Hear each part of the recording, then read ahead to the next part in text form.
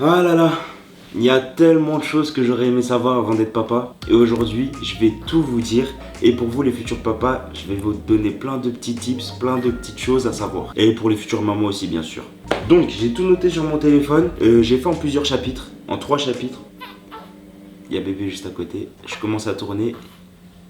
Il commence à faire le bordel alors qu'il dormait. C'est bon bébé? Tu vas me laisser tourner? Juste 30 minutes. Tu me laisses 30 minutes, on est tranquille, ok? Donc l'équipe, je disais que j'ai fait des notes en 3 grands chapitres et on commence par le chapitre 1 qui est la grossesse. Donc la grossesse, moi je l'ai vécu d'un œil extérieur bien sûr parce que j'ai pas porté le bébé, mais je l'ai vécu aussi d'une manière étrange, comme tous les papas savent et tous les futurs papas vont savoir. Tu te sens impuissant. Parce que déjà, dès le début de la grossesse, madame a de fortes chances d'avoir des nausées. Et quand tu la vois dans le mal, en train d'avoir des grosses nausées, limite vomir, être pas bien, être vraiment très malade, tu te dis merde, qu'est-ce que j'ai fait? Parce qu'en vrai, c'est de ta faute. Tout vient de toi. Tu peux aller chercher des médicaments à la pharmacie, tu peux faire à manger, mais rien de plus. Et c'est compliqué parce que tu te sens vraiment comme une merde. Ensuite, quand madame te l'annonce, tu vas pas réaliser tout de suite. Enfin, moi, je sais que je l'ai pas réalisé tout de suite. J'ai été tout de suite très heureux. Dès que je l'ai appris, j'étais tout de suite très heureux parce que c'était la suite logique de notre relation. C'est quelques mois après, quand tu prends conscience. Moi, j'ai pris conscience que vraiment qu'on allait avoir un enfant à la première échographie, quand je l'ai vu. Et là, j'ai vraiment pris conscience et c'est là que j'ai commencé à avoir un peu de doute. À me dire, est-ce que je vais être à la hauteur? Est-ce que je vais être assez fort? Enfin bref, il y a plein de questions qui te viennent. Il y a un gros stress qui vient et qui te dit, ça y est, je vais être père de famille, je vais être chef de famille et je vais devoir assumer ce rôle. En plus, 23 ans, je me considère comme papa jeune et j'avais énormément de doutes. Bien sûr, je ne disais pas à Maëva, elle va l'apprendre dans cette vidéo, parce que voilà, je voulais pas l'inquiéter parce que elle déjà, elle avait des doutes, donc je devais la rassurer. Mais moi aussi, j'étais perturbé de ouf. Donc voilà, j'avais énormément de doutes, j'étais vraiment perturbé, mais plus le temps passait, mieux ça allait. Ensuite, toi, futur papa, tu vas devoir gérer les changements d'humeur de madame. Oui, parce que c'est réel. C'est pas des blagues, c'est pas pour faire semblant. C'est réel. Madame a vraiment des changements d'humeur. Moi, j'ai eu de la chance parce que elle a eu des changements d'humeur, mais elle est restée cool avec moi. Elle n'a pas vraiment fait des folies, elle n'a pas été très méchante. Mais tu sens quand même qu'il y a des jours où il faut pas trop la chercher. Donc vraiment, des fois, faut faire des concessions. Peut-être d'habitude, tu aurais haussé la voix avec elle, etc. Mais non, des fois, faut se faire tout petit. Faut dire ok, j'encaisse. Madame n'est pas dans son état normal, donc j'encaisse. Donc voilà, on passe au chapitre 2 qui va être l'accouchement. Donc déjà, ce que j'ai à vous dire, c'est que l'accouchement, c'est pas Baby Boom. J'ai passé toute la grossesse avec Maëva à regarder Baby Boom. Je me suis donné une image de l'accouchement. Et arrivé à l'accouchement, c'était pas du tout ça. C'est totalement différent. Je dis pas que c'est totalement différent en mal, mais c'est totalement différent. Moi, je pensais vraiment qu'on allait arriver à l'hôpital avec Maëva avec des contractions, en boitant un peu. Ils allaient le mettre sur le lit, on allait attendre 3-4 heures. Et bam, là le bébé allait arriver. Bref, je pensais que ça allait se passer comme ça, comme dans Baby Boom. Mais non. Non. C'est vraiment pas du tout comme ça que ça se passe. Enfin si, des fois ça se passe comme ça, mais faut pas se mettre dans la tête que ça va se passer exactement comme dans Baby Boom quoi. Donc ce que j'aurais aimé savoir aussi, arrivant à l'hôpital, c'est qu'à l'hôpital on ne calcule pas le père. Le père est invisible. Le père est un putain de toutou qu'on regarde comme ça et qui dit bon, toi t'attends.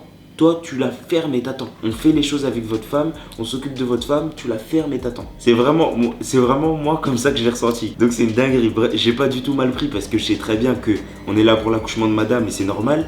Mais un minimum de considération, j'aurais kiffé. Donc vient le moment de l'accouchement et là, le papa est encore plus impuissant et le stress, vraiment le stress que j'ai ressenti, j'ai jamais ressenti un stress comme ça. Donc elle est partie au bloc opératoire. 10-15 minutes après, et je suis rentré dans le bloc opératoire. Je vois Maëva accrochée comme ça à la table et j'étais tellement pas bien. Et pendant l'opération, pendant qu'ils lui ont ouvert le ventre, faut voir comment Maëva elle était calme. Une championne vraiment, sur ça il n'y a rien à dire. Elle était calme, elle était bien, mais moi je stressais de fou. Je stressais plus que Maëva qui était en train de se faire ouvrir le ventre. C'est une dinguerie. Parce que je pense que Maëva aussi elle avait hâte que ça soit fait, de voir bébé, que ça soit fini. Alors que moi je vivais vraiment le moment de l'accouchement. Ça durait peut-être 5 minutes, l'opération. Et j'étais pas bien. J'étais pas bien et je pouvais rien faire comme d'habitude. Donc ensuite, le premier cri de bébé arrive. Là, moi et Maëva, je pense qu'on a eu le même sentiment. C'est vraiment le plus beau jour de notre vie. Après, je fais un petit bisou à Maëva. Et la sage-femme me dit de la suivre avec le bébé. Donc je suis le bébé, moi je pensais que j'avais coupé le cordon et tout. Non, non, non, non, non, pas le temps. Il n'y a pas le temps pour ça. Ils amènent le bébé. Et là, c'est vrai qu'on l'a pas encore dit parce que c'est quelque chose aussi de personnel. Mais j'ai vécu les pires 20 minutes de ma vie. Parce que bébé a eu une détresse respiratoire dès la naissance. Et je voyais dans les yeux des sages-femmes qu'elle commençait à s'affoler. Les minutes passaient, plus elle s'affolait, plus il y avait de sages-femmes qui allaient autour du bébé. Et j'étais figé, j'arrivais plus à bouger. Mais bref, je vais pas rentrer dans les détails, mais c'était clairement le moment le plus dur de ma vie. Parce qu'il y a eu de réels risques que ça se passe très mal. Et vraiment, ce moment-là, je veux plus jamais le revivre. Et si je pouvais l'ôter de ma mémoire, je l'ôterais, mais vraiment, ça, j'y pense tous les jours encore. Je pense qu'avec le temps, ça va partir, mais c'était vraiment horrible. Donc ça, vous savez pas, je vais pas rentrer dans les détails de tout ce qui s'est passé, mais c'était vraiment horrible parce qu'en plus, il n'y avait pas Maëva. Maëva, elle était en train de se faire recoudre. Je savais même pas comment elle allait. Bébé en détresse respiratoire. Et j'étais vraiment au plus bas. Au plus bas, au plus bas. Mais Dieu merci, au fil du temps, quelques heures après, ça allait beaucoup mieux. J'ai pu revoir Maëva quelques heures après. Je faisais le yo-yo entre la chambre de bébé et la chambre de Maëva. J'envoyais des photos, je montrais des photos sur mon téléphone à Maëva parce qu'elle n'avait pas encore vu le bébé. Pour une fois, je me suis senti utile parce que Maëva n'avait pas encore vu le bébé et j'étais l'entremetteur entre les deux. Je disais, regarde comment il est, il a fait ça, il a fait ça. Et au final, tout s'est bien passé, tout s'est bien fini. Donc vraiment, j'aurais aimé savoir que ça peut se passer d'une manière aussi rapide. Parce que tout s'est passé tellement rapidement, tu vois vraiment pas le temps passer, t'as limite pas le temps de réfléchir. Je pensais avoir réalisé que j'étais papa pendant la première échographie, mais pas du tout. Je pense que tu réalises vraiment que t'es papa quand tu vois ton fils en vrai pour la première fois. C'est là que tu te dis, ça y est, je suis papa. Et c'est là vraiment où je me suis transformé de A à Z. C'est quand j'ai vu mon fils pour la première fois, je me suis dit, ça y est, c'est réel, je suis papa. Donc maintenant, on passe au plus gros de la vidéo qui est le chapitre 3, la vie à la maison. Donc la vie à la maison, déjà faut savoir que moi et Maëva on travaille tous les deux à la maison. Donc ça c'est une chance incroyable parce que je peux être aussi présent que Maëva. Parce que normalement un congé paternité c'est 3 semaines. Donc au bout de 3 semaines, le mec il doit retourner au travail. Donc la journée il est pas là, le soir il est fatigué. Et c'est souvent maman qui s'occupe H24 du bébé quoi. Donc c'est hyper prenant parce que déjà moi et Maëva on est tous les deux. C'est dur. Alors toute seule, franchement chapeau à toutes les femmes. Parce que c'est incroyable. Donc tous les futurs papas, soyez un maximum présents. Vraiment, soyez un maximum présents pour votre bébé. C'est trop important, les premiers liens. Changez souvent sa couche. Même s'habituer à faire des choses difficiles. Après, ça devient une habitude. Par exemple, changer à 3h du matin, lui donner le biberon la nuit, etc. Maintenant, ça me gêne même plus tellement que c'est devenu une habitude. Donc voilà, et ce que j'aurais aimé savoir aussi sur la vie à la maison, c'est que s'occuper d'un nourrisson, d'un bébé, c'est pas si difficile que ça. Dans les émissions, même dans la vie de tous les jours, tout le monde te dit « Ah bah, bonne chance hein, pour les nuits blanches, bonne chance hein, pour les couches sales. » C'est pas si... Il a 2 doigts de se réveiller, comment j'ai chaud. Bref, je disais, c'est pas si dur que ça. C'est pas si dur que ça de s'occuper d'un bébé parce que c'est ton bébé. Et quand c'est ton bébé, tu comptes pas les sacrifices, tu comptes pas les choses un peu plus dures à faire. Et franchement, niveau technique, hein, changer une couche, c'est éclaté à faire. C'est trop facile. Avant, parce que moi, j'ai jamais vu de bébé, j'avais jamais vu de bébé avant le mien. J'avais jamais porté un bébé ou quoi. Et franchement, changer une couche, c'est très facile. Donner le biberon, c'est facile. Donc, vous inquiétez pas pour ça. Il n'y a rien de difficile. C'est juste qu'il faut le faire 6, 7, 8 fois par jour, bien sûr. Mais c'est pas non plus une corvée infaisable.